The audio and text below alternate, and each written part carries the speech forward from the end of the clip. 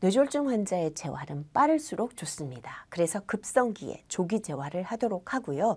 이것은 결국 뇌졸중이 발생하고 나서 신경학적인 안정이 이루어진 것이 확인되면 그때 바로 뇌졸중 재활을 시작하라는 얘기인데요. 대부분은 뇌졸중 발생 후 약 48시간에서 72시간 이내에 신경학적으로 안정 상태를 가져오게 됩니다. 그렇기 때문에 그때부터 조기 재활을 하게 되는 것이죠.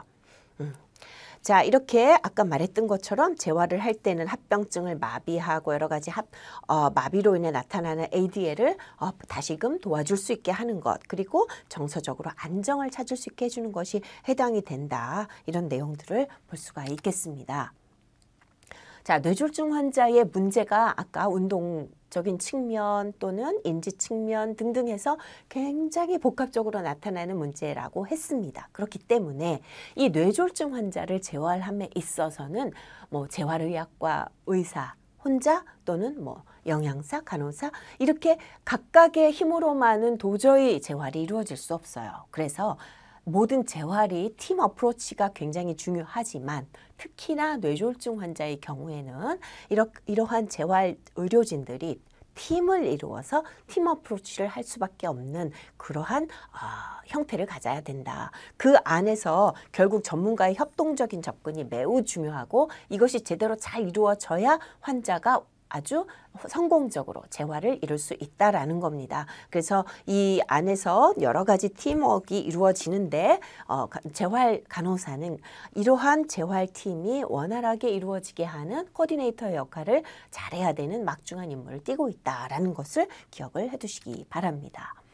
자, 재활 치료는 무조건 세게 강하게 초기부터 강도 높게 이루어진다고 해서 좋은 것은 아니고요. 환자의 현 상태가 어떤지를 면밀하게 파악을 해서 그에 맞게 해주는 것이 필요하고 결국은 다양한 재활 치료를 다 시도를 해볼 수 있는데요. 기본적으로는 기능적인 훈련을 반복적으로 하는 것 그것이 매우 필요하고 그렇기 때문에 원활하게 재활이 이루어지게 하기 위해서는 환자의 컴플라이언스 그리고 가족의 협조 이런 것들이 굉장히 중요한 요인이기 때문에 재활 치료에는 반드시 팀원으로서 환자 보호자를 포함을 하고 장단기 목표를 세우는데 주력을 해야 된다 하는 내용이 매우 중요하다고 하겠습니다. 자, 재활 중재를 함에 있어서 환자의 컨디션을 보고 그 각각 상태에 맞게끔 접근을 해야 되는데요. 우선 경직성을 띠는 환자들에 대한 접근 방법입니다. 경직성은 환자를 어떻게 하면 릴렉스 시켜줄 수 있느냐, 이완 상태로 해줄 수 있느냐가 목표가 되게 됩니다. 그렇게 함으로써 환자의 보행이나 일상생활을 도와줄 수 있게 되는 것이죠. 그런데 잘 봤더니 이 환자들은 그 경직성이 더 악화되는 컨디션이 있더라는 거예요. 예를 들면 통증이 있다든가 디스컴포트가 있다든가 아니면은 심리적으로 불안한 상태가 된다든가 이런 내용들이 모두 경직 악화 요인입니다. 따라서 치료할 때는 이러한 경직이 악화되지 않도록 요인을 제거하는 것이 매우 중요한 방법 중에 하나고요. 자, 아까 경직, 뇌졸중 환자의 경직은 결국 풀어줘야 된다 했습니다. 예로부터 재활 치료를 하는 사람들이 이것에 굉장히 주안점을 두고 어떻게 하면은 경직을 완화시켜 줄 수 있을까를 고민을 많이 하고 연구를 했어요. 그러다가 보바스라는 학자가 경직을 이완시키는 비약물 치료법을 개발을 해냈는데 그것이 바로 보바스 테크닉이고 리플렉스 이니비션 테크닉이라고 하는 것입니다. 양쪽의 상지를 외전을 다 시켜요. 신전, 외전, 밖으로 늘어뜨리는 모습이죠. 그러면서 몸체를 뒤로 이렇게 벌리게 되면 하지의 근육도 따라서 쭉 리플렉스가 그러니까 경직성이 완화가 돼요. 그러면서 아주 편안한 이완 상태를 유지할 수 있다. 그래서 상지는 견관절에서 외회전시키면 굴곡근의 경직이 편안하게 이완이 된다. 또 하지는 고관절을 외회전을 탁 시켜주면 장단지 근육으로부터 해서 저 아래에 종아리, 발에 이르기까지가 아주 편안하게 이완된 상태를 유지할 수 있다라고 해서 그러한 포지션을 취해주는 것을 반사 억제법의 어떤 그런 방법으로 우리가 얘기를 하고 있습니다. 자, 그 다음에 이제 적절하게 체위를 유지해 주는 것은 그 환자의 경축과 위축 이런 것을 막을 수 있고 또 근골격계에서 합병증이 유발되는 것을 막는 것으로 아주 중요한 예방법이 되겠는데요. 이 편마비 환자의 적절한 체위라고 하는 것은 조금 전에 봤던 것과 같이 완전히 이완되게 편안한 모습으로 누워있는 상태를 말하고요. 특히 환자가 오랫동안 침상에 누워있기 때문에 첨족을 막는 것도 우리가 유념해야 되는 부분이라고 볼 수가 있겠습니다. 그리고 뭐 환자 가족 교육하는 건 매우 중요하고요. 2시간마다 포지션 체인지하는 것도 알아두시면 되겠습니다. 그 다음에 우리가 뇌졸중 환자에게 해줘야 되는 중재 중에 아주 중요한 것은 운동입니다. 운동을 계획할 때는 결국은 자기간호를 위한 목표로 설정이 되어야 되겠고요. 혼자서 하는 것이 제일 좋겠지만 환자 컨디션에 따라서는 누군가가 옆에서 도와줘야 되는 상태도 있고 아니면 조금 완전히 도와주거나 약간 도와주거나 아니면 환자가 혼자서 스스로 할 수 있거나 이런 3가지 형태로 운동이 이루어지게 됩니다. 자, 뇌졸중 환자의 재활은 급성기부터 한다 그랬습니다. 조기 재활. 그렇기 때문에 어떤 바이탈이 스테이블하고 신경학적인 상태가 스테이블해지면 바로 어떤 ROM을 시작을 합니다. 이때는 당연히 이제 관절 구축을 예방하기 위해서 패시브한 ROM이 시작되는 것이죠.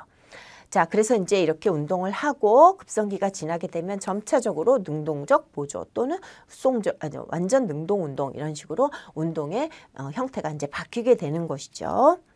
만약에 경직기라면 이때는 초기에 치료를 계속적으로 하면서 기능적 운동을 할 수 있도록 유도를 해줘야 되겠고요.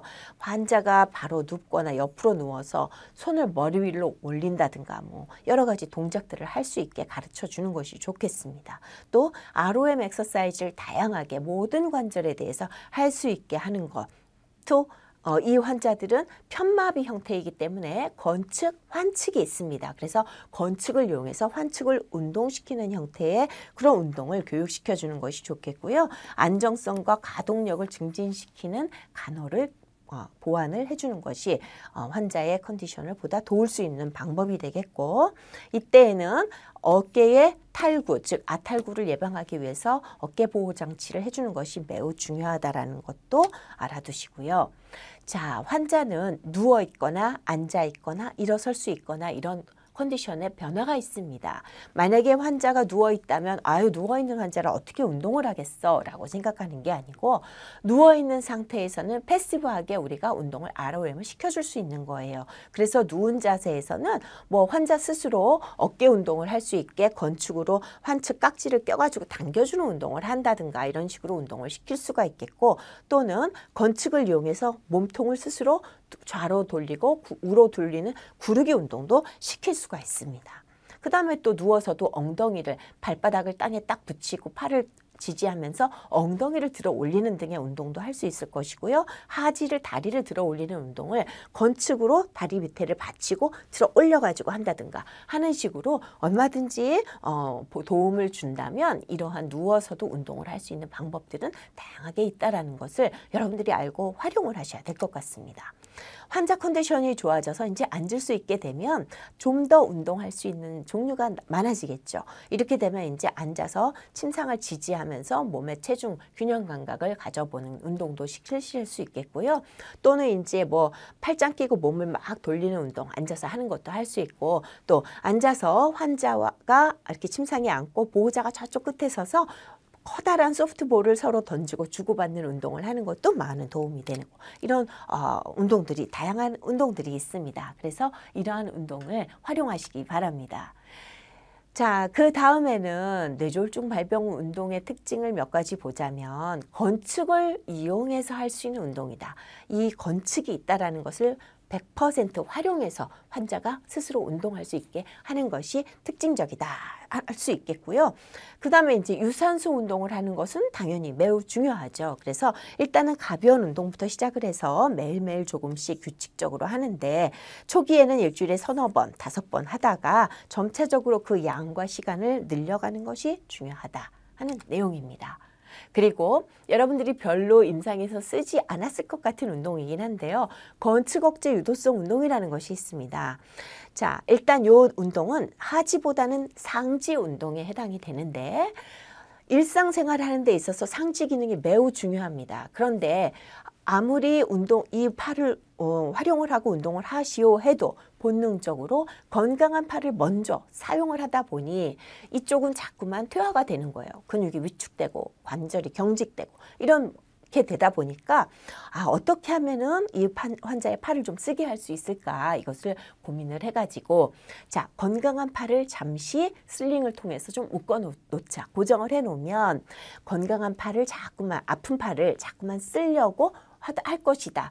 자꾸만 쓰려고 노력하다 보면은 그 운동에 관련된 신경들이 뇌 안에서 조금씩 점차 활성화되는 것을 관찰을 한 거죠.